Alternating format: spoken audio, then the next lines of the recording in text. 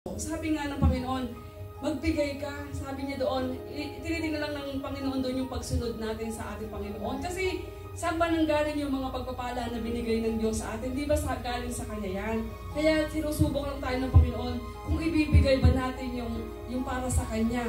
Di ba? Kapag nagbibigay tayo para sa Kanya, di ba natutugunan ang pangangailangan ng iglesia? Tignan nga po natin yung instrumento. Di po ba? Tayo yung health natin. Di po ba?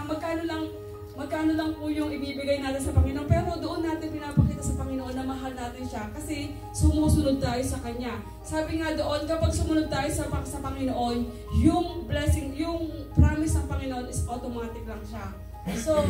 So yun nga po, tapos yung naranasan ko po na napunta ako nito ng I was 21 years old. So sabi ko lang, Panginoon, darating ang araw, Panginoon, ibibigay mo lahat. Sa Matthew 6:25, hindi ko ito makakalimutan kasi dito ko na-encounter ang Panginoon kung paano namin naranasan ng buong sambahayan ang pagpapala ng Diyos.